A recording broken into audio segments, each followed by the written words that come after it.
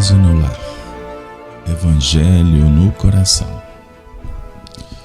Manhã de 13 de novembro do ano de 2020. Obrigado, Senhor, por esta oportunidade, estando com amigos encarnados, desencarnados, pelo veículo da comunicação tecnológica. Obrigado, Senhor, por disponibilizar os recursos que esclarecem, que consolam, que nos motivam para seguir.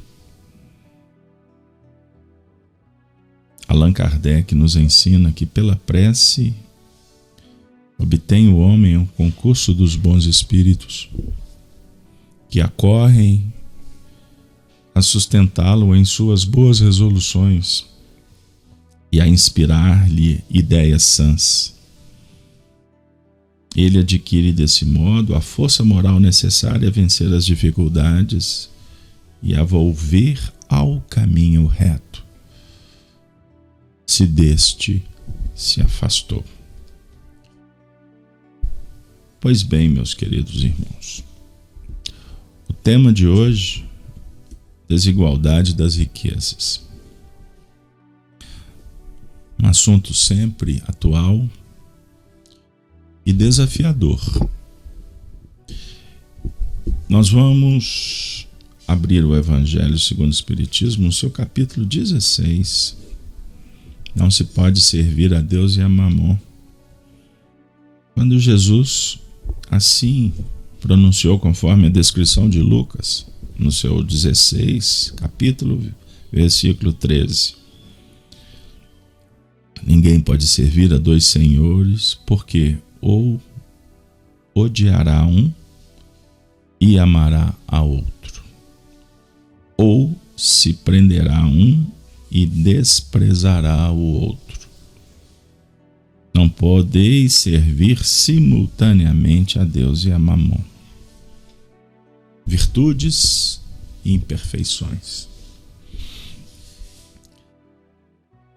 Vamos agora inaugurar um episódio em nossa trajetória. Uma vez que todas as circunstâncias que se abrem sugerem uma novidade, uma nova experiência. E hoje será trabalhar reflexões em torno da desigualdade das riquezas. Item 8º. Nosso mestre lyonês Allan Kardec, representante de Jesus e dos Espíritos da Verdade, vai nos ensinar dizendo: a desigualdade das riquezas é um dos problemas que inutilmente se procurará resolver, desde que se considere apenas a vida atual. Então, antes de prosseguir, é necessário pensar o princípio básico da reencarnação. Sem isso, Kardec diz assim: impossível tirarmos boas conclusões. A primeira questão que se apresenta é esta: por que não são igualmente ricos todos os homens?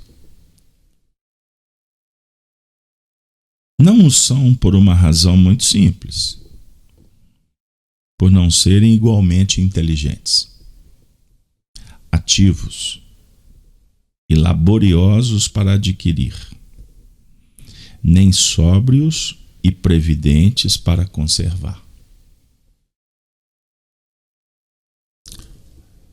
É, aliás, ponto matematicamente demonstrado que a riqueza, repartida com igualdade, a cada um daria uma parcela mínima e insuficiente, que, supondo efetuada esta repartição, o equilíbrio em pouco tempo estaria desfeito. pela diversidade dos caracteres e das aptidões. Que, supondo-a possível e durável, tendo cada um somente com que viver, o resultado seria o aniquilamento de todos os grandes trabalhos que concorrem para o progresso e para o bem-estar da humanidade. Que, admitido, desse ela a cada um o necessário, já não haveria o aguilhão que impele os homens às descobertas e aos empreendimentos úteis. Se Deus a concentra em certos pontos, é para que daí se expanda em quantidade suficiente de acordo com as necessidades. Admitindo isso, pergunta-se por que Deus a concede a pessoas incapazes de fazê-la frutificar para o bem de todos. Ainda aí está uma prova da sabedoria e da bondade de Deus.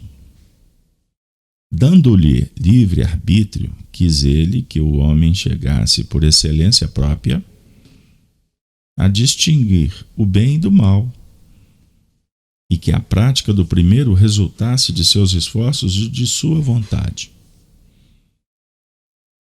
Não deve o homem ser conduzido fatalmente ao bem, nem ao mal, sem o que não mais fora senão um instrumento passível e irresponsável como os animais.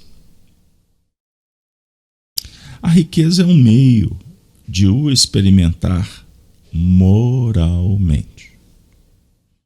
Mas, como ao mesmo tempo é poderoso meio de ação para o progresso, não quer Deus que ela permaneça longo tempo improdutiva, pelo que incessantemente a desloca.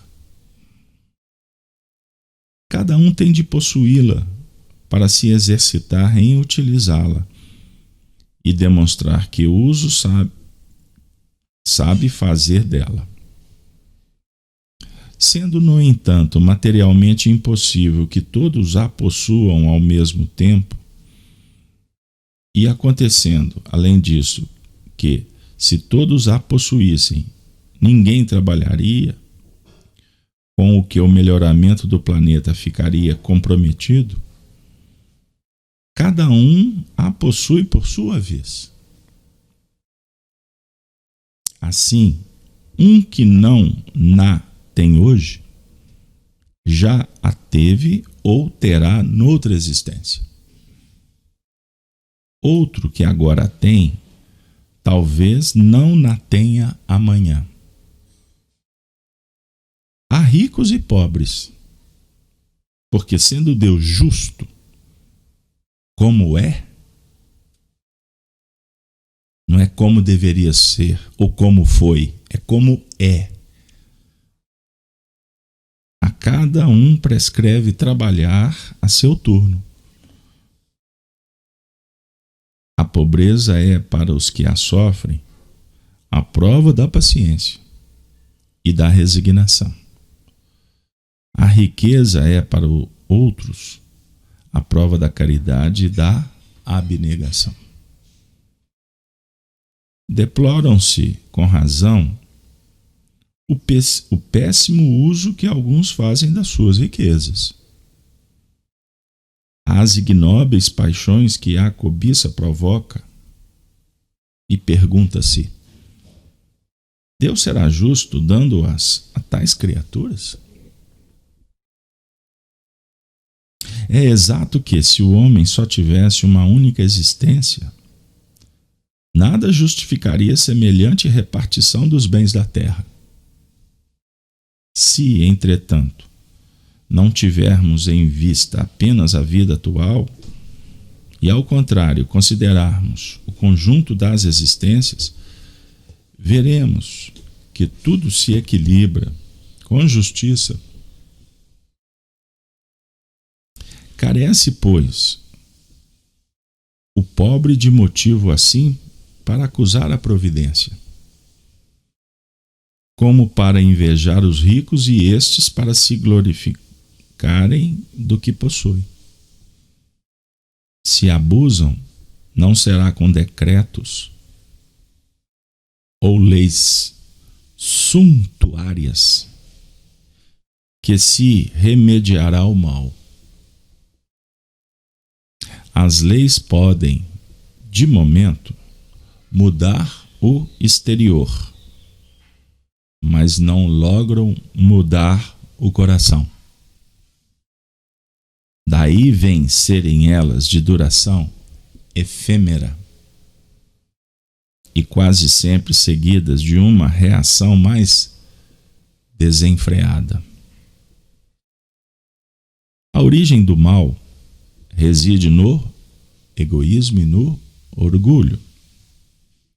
Os abusos de toda espécie cessarão quando os homens se regerem pela lei da caridade.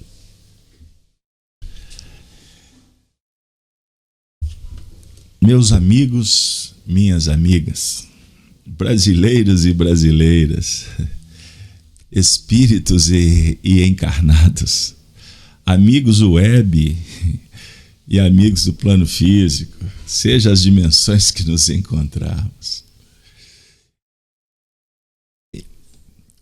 Quantas vezes, como espíritas, estudiosos permanentes da obra kardeciana, já não passamos os olhos nesse texto? Confesso para vocês. Num primeiro momento entusiasta, eu pensava: as coisas de fora, eis o dilema. E naturalmente os idealismos brotam e cometemos excessos. Falo por mim. Data vênia, a condição espiritual mais pródica que você se encontra. Mas eu não tenho como responder por ninguém, então falo por mim. O tempo passa, o tempo voa, a poupança Bamerindos continua numa boa e a gente vai revendo, ressignificando e aprendendo a cada lição. O idealista vislumbra a justiça social sob o ponto de vista material ou materialista. Esse texto, ele tem uma riqueza. Ele nos leva para um mergulho muito especial, um mergulho íntimo. Porque se vocês me permitem, eu vou sintetizá-lo na última frase, porque ela expressa o pensamento de muitos espíritos que são profundos conhecedores sob o ponto de vista terreno e por isso nos orientam no que remonta à lei divina que rege o encaminhamento evolutivo do planeta. Bom, falar em planeta, eu sou obrigado a ceder à memória que traz para compartilhar com vocês Allan Kardec no livro A Gênese, quando ele vai dizer que existe um progresso material e o progresso moral. Então, o planeta, essa casa abençoada, esse jardim maravilhoso que nós estamos cultivando, a nossa plantinha, dentro dos planos da cultura grega. Cultura grega sugere cultivar o nosso ser, ok? Com os valores morais, virtudes, inteligência, habilidades, faculdades da alma. O planeta desenvolve, impulsionado por espíritos e pelos seus habitantes. naturalmente nós vemos, sob o ponto de vista social, muitos avanços ao nível da qualidade de vida que é justa, legítima nos planos materiais. Então, se antes nós trafegávamos entre os continentes a pé ou com uma navegação precária, sem elementos, sujeito às intempéries da natureza, aonde muitos desencarnavam porque não tinham condição, a não ser por uma certa experiência e intuição de prever tempestades, as dificuldades. Então, os homens primitivos se movimentavam no planeta. E assim fomos nos espalhando, e hoje atingimos uma população aí perto de 8 bilhões, que mesmo com tanta tecnologia ainda se movimentam de acordo com o clima e com as condições econômicas, sociais e etc. Para me ser prático, em função dos descaminhos, das ilusões, do egoísmo, do orgulho, que promove guerras, rupturas, hoje vemos um fenômeno da saída de milhões de pessoas ali do Oriente, parte da Ásia, da África, em busca de uma vida mais qualificada na Europa. Fenômeno da imigração e etc. E o que vai fertilizando, que vai fomentando uma cultura diferente para o futuro. Observe, aonde se mistura religião, cultura, tradições. Então a sociedade da Europa e quem vive esse cenário, sofrendo os impactos, os efeitos, está como dentro de uma tempestade. Mas daqui a 50 anos, 100 anos, 300 anos, esse fenômeno atual ele vai contribuir no progresso cultural, religioso, filosófico, científico da humanidade. Pois bem, assim caminhamos.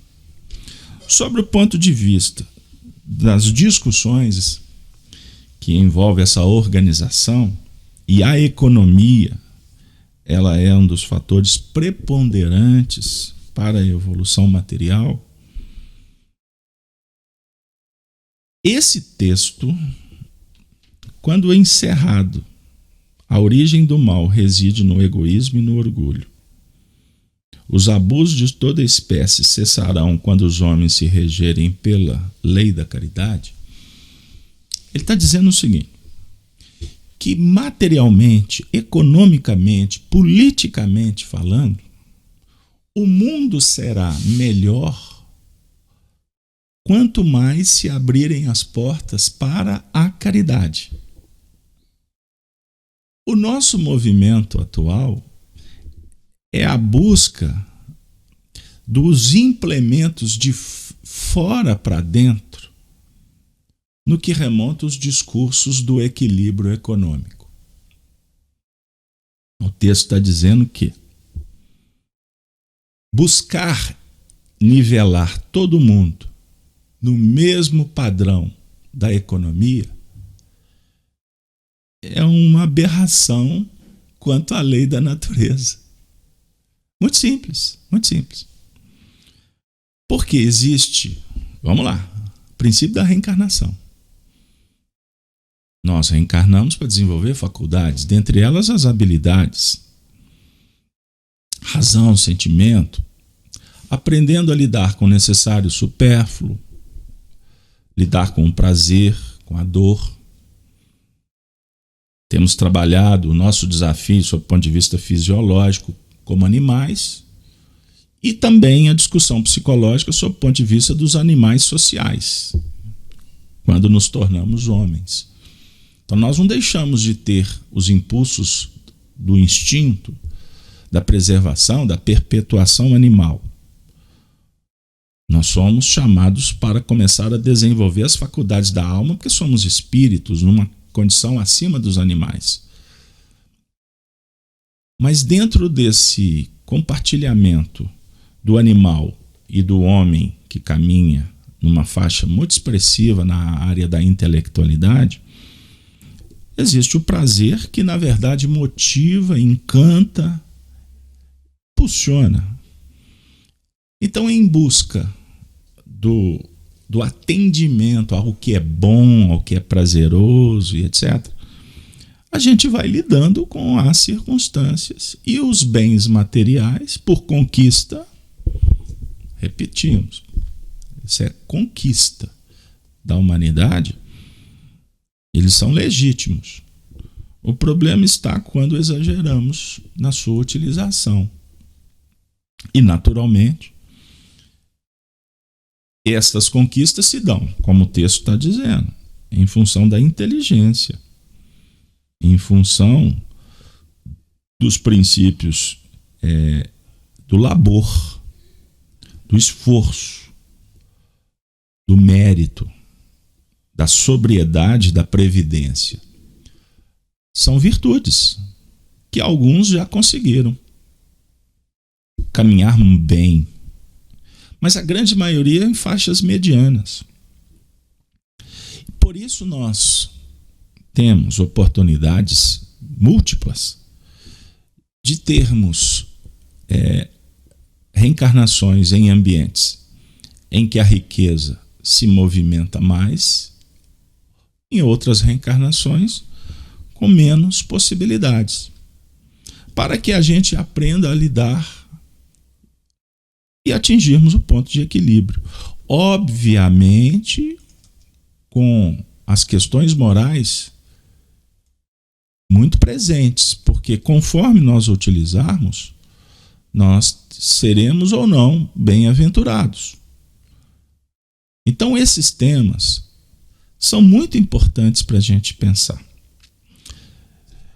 Quando Kardec está dizendo que todos os esforços que foram empreendidos para trazer uma igualdade absoluta são projetos efêmeros, portanto cíclicos, que vão cair por terra. E o interessante, porque eu não vou fazer um detalhamento do texto, porque senão a gente teria que ficar aqui horas discutindo teorias. Mas existe aqui nessa mensagem uma dica que sugere que o forçar a porta, sob o ponto de vista da economia, é criar uma desarmonia social. E o século XIX, o século XX, e com respingo na atualidade, nos mostram na prática. Não precisa de discurso. A gente tem elementos suficientes para entender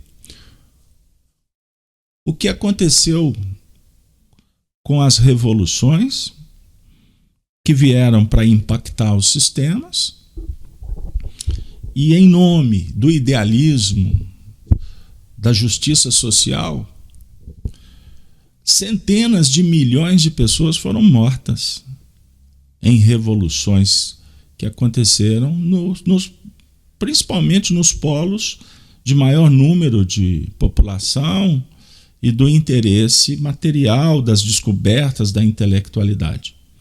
Basta a gente passar os olhos pela Ásia, pela Europa, e eu me furto de citar áreas específicas para não criar resistências naturais que se confundem com projetos que hoje são traduzidos como esforço de poder e que se confunde com a condução dos povos ao nível político. Mas a Segunda Guerra Mundial e a Revolução que se deu nas guerras franco-prussianas, nas guerras que envolveram aquele movimento do final do século XIX falam por si. E até hoje, essas ideias perambulam e trazendo muito mais problemas do que soluções. Basta ver o que está acontecendo na América do Norte, na América do Sul e etc. As ideias são justas, mas são como que frutos teratológicos face às inabilidades em lidar com as oportunidades. O que eu quero dizer? Ontem nós tivemos nas mãos o poder, a riqueza. E quando cometemos excesso, ao invés de distribuir de uma forma equilibrada os recursos, promovemos muito mais o atendimento às nossas necessidades com a desconsideração ao ser humano à nossa volta. Naturalmente, a decepção posterior, a dor, ela é a resposta à busca do prazer. Prazer e dor, prazer e dor. Essa é a ideia. E aí, a nossa consciência diz, aponta, foi assim, exagerou. Aí a gente pede oportunidades para voltar. E geralmente tende a acontecer que estejamos em posição oposta.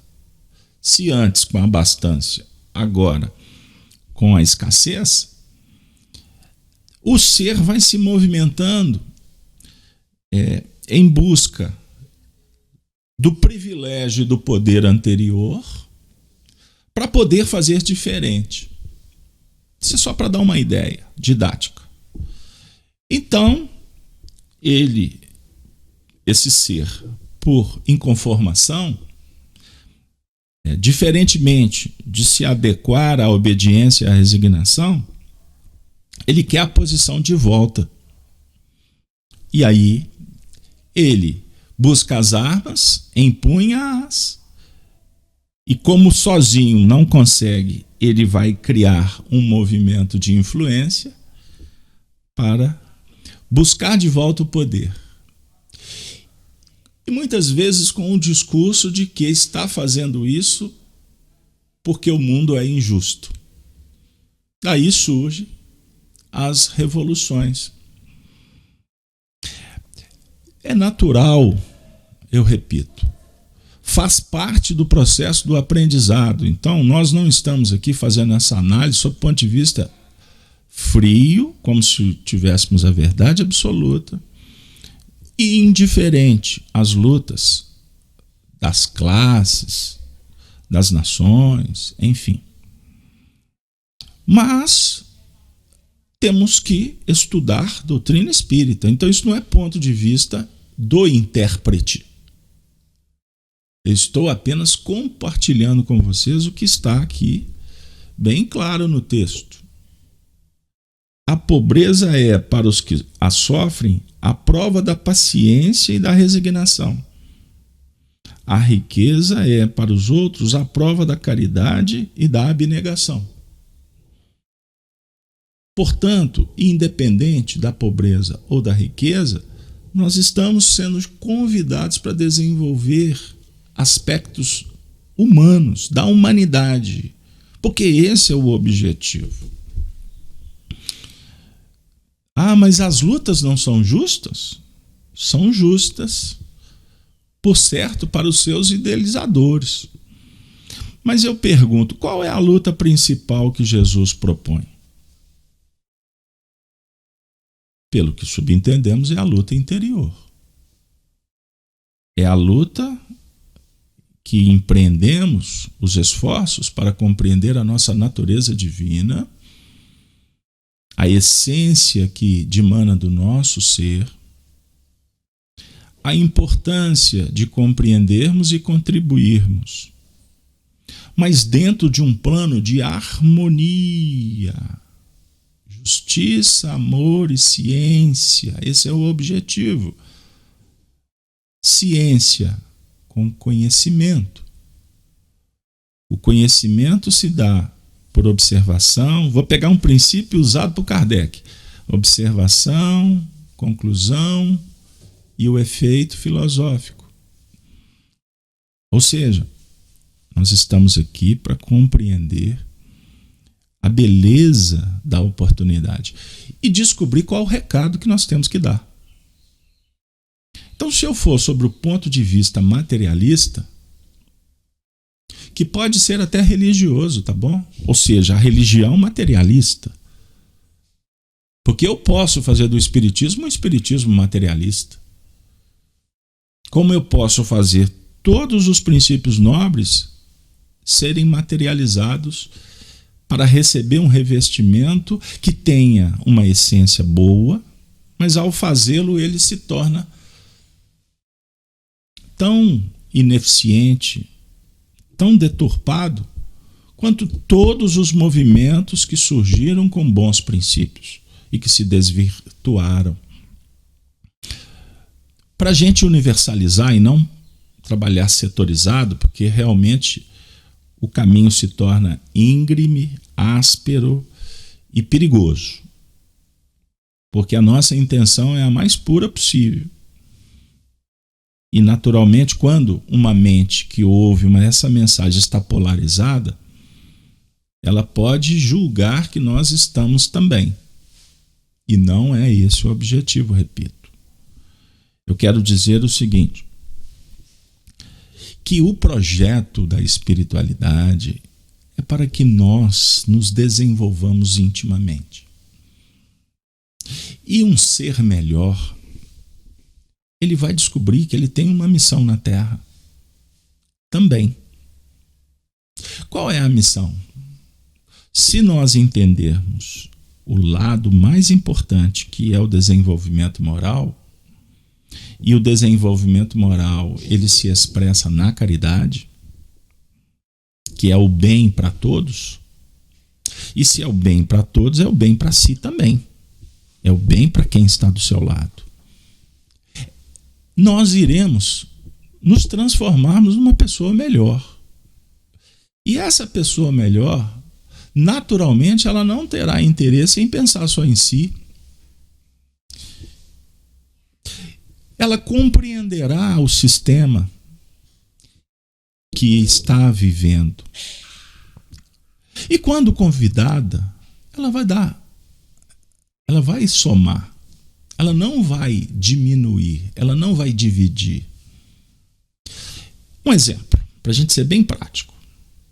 Você está satisfeito com o sistema econômico que você está inserido no seu país? Seja na Argentina, na Alemanha, no Brasil, seja onde for. Você está satisfeito? É bem provável que a resposta, na grande maioria, seria: não, poderia ser assim. Bom, olha que legal. Para começar, nós estamos em filosofia descobrindo a seguinte equação, que a gente quer contribuir e por isso a gente tem uma ideia, a gente tem uma opinião. Mas eu pergunto, essa opinião, ela é boa? É. Aí eu vou trazer Sócrates. Ela é justa? É. Ela vai fazer o bem? Vai. Você tem certeza disso? Tenho. Porque é a melhor ideia do mundo. Ok. Pergunta a você. O ser que está do seu lado, ele acha que a sua ideia é boa? Não. Opa. Então essa ideia é boa para você e não é boa para o outro. Ah, então vamos debater? Ok. Então eu pergunto, tem um ambiente para o debate? Não, não tem. Você, pois é, então eu vou te dizer o seguinte, sua ideia é boa, mas ela não vai promover o bem. Porque se você levar essa ideia adiante e o ambiente não é favorável, o que essa ideia que é boa, que é justa, vai favorecer? Uma disputa. E o cenário pode indicar o quê? Que isso cause uma guerra. Então, nós podemos pensar o seguinte, que a sua ideia é boa, é justa, mas ela está talvez fora de hora, porque o do outro lado não compreendeu. Eu pergunto para você, vale a pena brigar? Vale a pena você criar uma cisão familiar? Ah, mas se eu não lutar, o mundo não progride. Eu vou ver assim, então, pense numa coisa. Adota a equação da caridade. Porque com a equação da caridade, não dá errado. Porque a equação da caridade, ela vai falar de fazer o outro que gostaria que o outro te fizesse. A equação da caridade fala em benevolência, indulgência e perdão. E é tão especial, é tão luminosa essa equação, que eu sou capaz de te falar que se a gente aprender a se adequar, obediente e resignado às coisas do caminho, a gente vai começar a fazer luz. É uma luz diferente, é uma luz mais qualificada. E vamos pensar que realmente a sua ideia é bem melhor do que a do outro. No tempo certo, a vida ajuda para que o outro perceba essa ideia, porque ela é conquista dele. Você não tem autoridade para dar nada pronto para ninguém, mas nós temos responsabilidade de caminhar de mãos dadas, porque o evangelho ele é inclusivo, ele é plural, ele é universal, a cada um segundo suas obras. Então, por exemplo, você tem um recurso. O evangelho está dizendo que você tem que pegar sua conta bancária e selecionar todo mundo da sua família e falar assim, a partir de agora todo mundo vai ter um tantinho do que eu tenho. E eu só vou ficar com uma mínima parcela que todos vão ter. O texto está dizendo, não é bem assim. Porque se você conseguiu arregimentar, significa que você se esforçou, você teve habilidade, você teve mérito, você teve o favor da providência, o apoio. E se o outro não tem, quem sabe ele nem ainda tem condição de avaliar o porquê você tem, o que você tem, etc. O que significa que ele precisa de ter mérito. Ele precisa de conquistar. Ah, mas ele está doente e me pediu ajuda. Ah, então agora chegou o momento de você ajudá-lo. Mas eu pergunto, isso que você tem, se você dividir, você vai deixar de trabalhar numa linha de sustentação que a sua situação exige? Aí começa a abrir, começa a ficar complicada a história. Então nós temos que lembrar o seguinte, que o melhor sistema econômico que existe, porque ele é legítimo, ele é importante, ele é justo. O melhor sistema econômico é da justiça, da igualdade, das possibilidades. Que vai favorecer para que cada um dê o seu recado. Agora, Kardec está dizendo, matematicamente, sempre haverão classes. A distribuição será para movimentar o progresso das pessoas. Nós estamos na Terra para sermos vencedores materialmente? Não. Nós estamos na Terra para sermos seres humanos, para desenvolver virtude. Portanto, a análise da administração, quando dialoga com virtude, ela tem tudo para ser vitoriosa. Agora, quando nós vamos lidar com as coisas materiais, dialogando com as imperfeições, indiferentes em mudar, em melhorar, tem tudo para dar errado. Eu tinha muita vontade de não estar comentando esse texto, mas o mundo espiritual me disse, vamos aprender juntos, porque ninguém tem a medida certa para o outro, nós temos para nós mesmos. O grande lance é aprender a distribuir. Dê conta da sua administração é uma expressão de Paulo de Tarso. Vocês já imaginaram? Vou trazer o Chico Xavier. Quando na sua época foi perguntado sobre os milionários do mundo. Na época dele tinha o Rockefeller, a família. Aí ele falava assim: como temos que agradecer a estas famílias bilionárias, pois são elas que prodigalizam os empregos, as indústrias, dão oportunidade. Aí o Chico dizia: nós que somos operários, temos que lutar por fazer a nossa parte e orar sempre para que eles tenham lucidez para promover o progresso e as oportunidades, porque eles são instrumentos de Deus. Então, todo movimento que ataca o empresário a dizer que as riquezas do mundo têm que acabar, a doutrina espírita, num pensamento kardeciano, desautoriza. Todo movimento que diz que temos que acabar com a fome, ele é justo.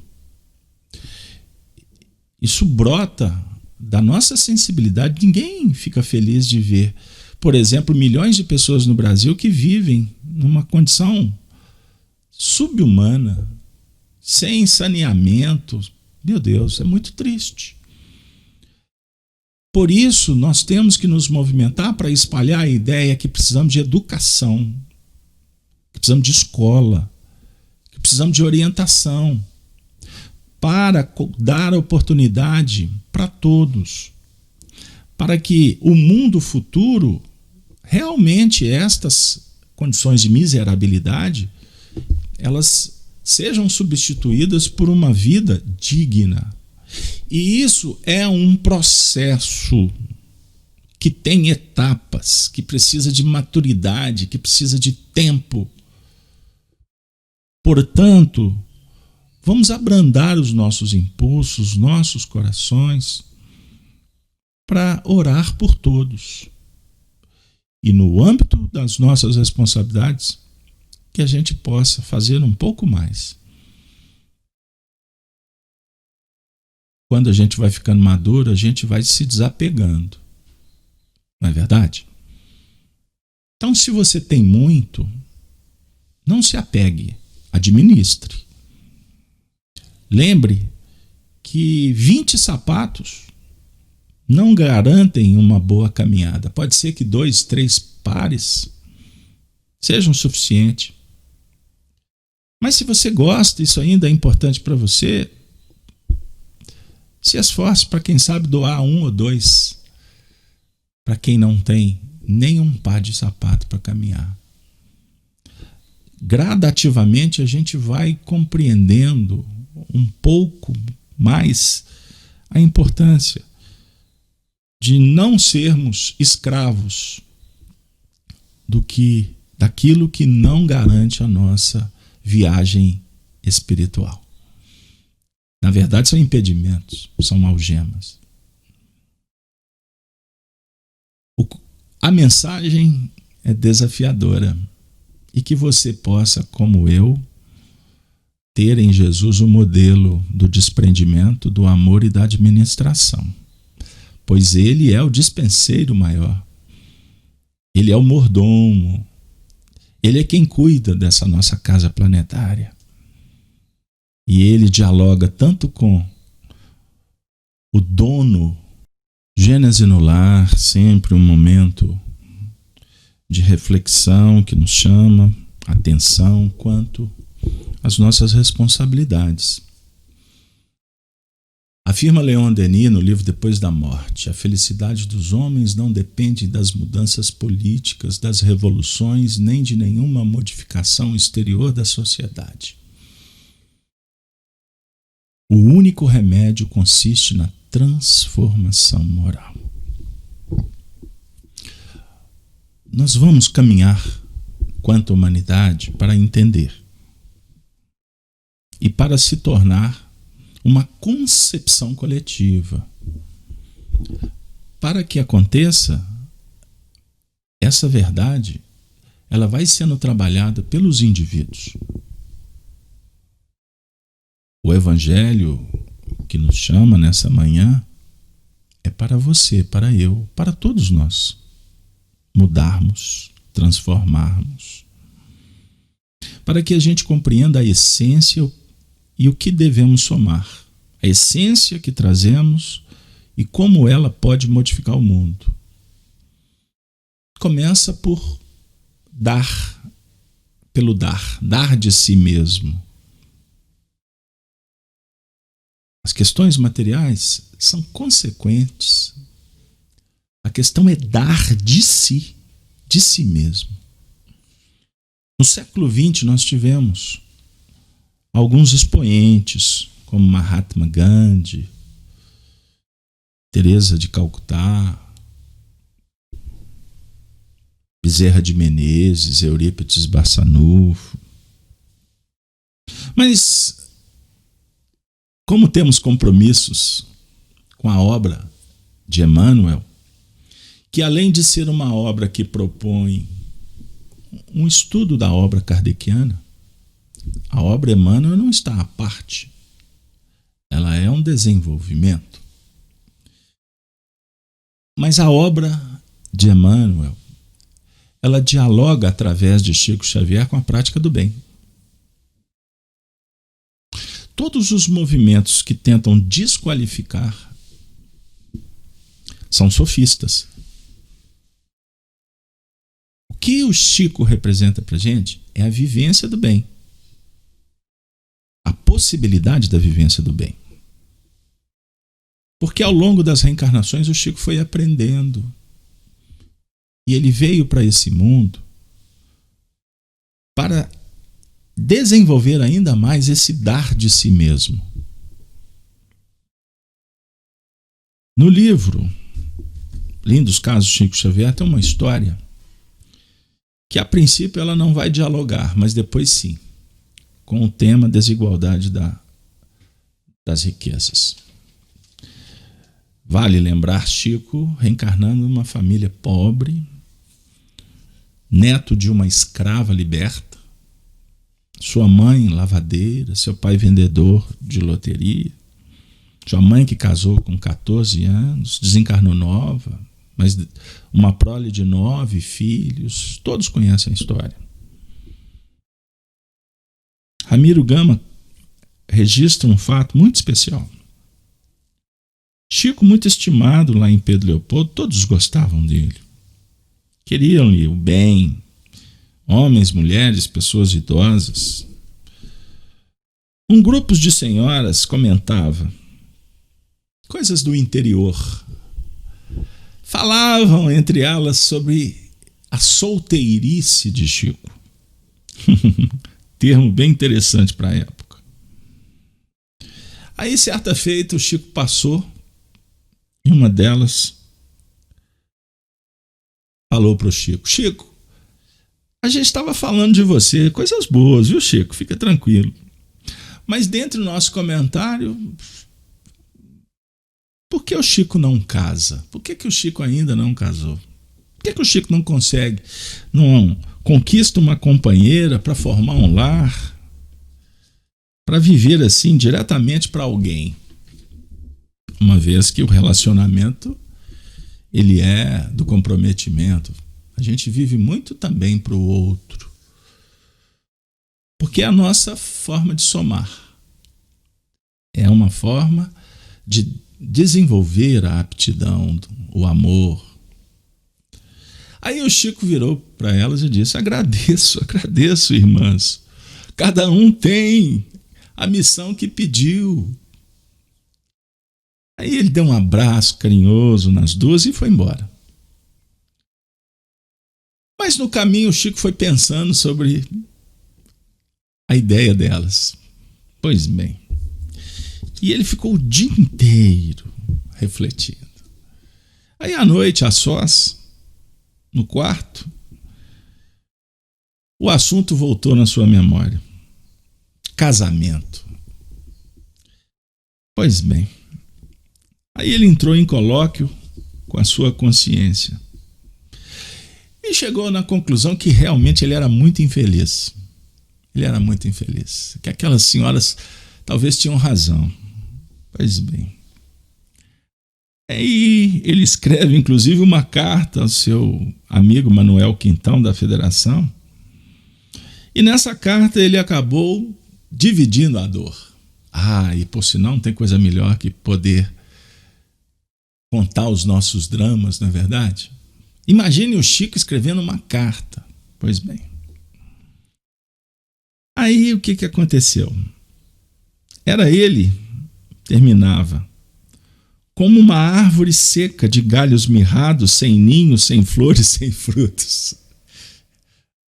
Chico se coloca como uma árvore de galhos mirrados, sem ninho, sem flores, sem frutos. Ele estava cansado, dormiu. Aí ele teve um lindo sonho. Alguém com quem conversava, certamente inspirado pelo seu guia Manuel, explicou: Chico, você sabe bem entender a lição do perfume no vaso. Enquanto aí está, apenas beneficie o vidro que o prende. Fora do vidro, perfuma a tudo e a todos. Você, Chico, procure viver não apenas para uma pessoa, mas sim para muitos. E na tarefa com que Jesus, você não se pertencerá, porque estará a serviço dele. Lembre-se que o perfume do Evangelho pertence a todos. Chico acordou alegre, ficou satisfeito com a sua tarefa, apenas não pôde acreditar que seja perfume. Mas a sua irmã Geralda, quem conhecéramos em Belo Horizonte, justificando os elogios que lhe fazíamos do irmão contra Ramiro Gama, dizia-nos: pois é, Chico, ele não é nosso irmão apenas. Foi, tem sido e é a nossa mãe. Geralda trata Chico como a mãe. Escutei essa frase da boca de outra das suas duas irmãs, Cidália e Lucila. Familiares que tinham Chico na cota de uma mãe, é porque realmente ele representava o dar de si. E ele deu verdadeiramente. Então as coisas, as questões do caminho, as organizações econômicas, sociais, políticas, elas estão aí porque necessitamos. Que ao invés de atacar, de criticar, que a gente possa abençoar. Ao invés de acusar, de encarcerar, faça uma prece. É muito fácil ir para as redes sociais falar que este ou aquele fez aquilo. Pense que você pode contribuir para mudar esse cenário. Quem sabe um destes já foram seus filhos numa outra existência. E hoje eles estão ocupando um cargo. Quem sabe? Se o desafio é a gente começar a olhar para eles como mães. E as mães abençoam os filhos. As mães compreendem as famílias e lutam para aprimorá-las a partir dos seus próprios exemplos. Esta mensagem derruba qualquer alicerce de ideologias estranhas, de movimentos violentos, de rupturas. Esta mensagem, ela está sendo expressada numa figura de uma rosa que está no seu jardim. E essa rosa oferece perfumes para o jardim inteiro. Que Deus nos abençoe. Tenham todos um bom dia. Ave Cristo.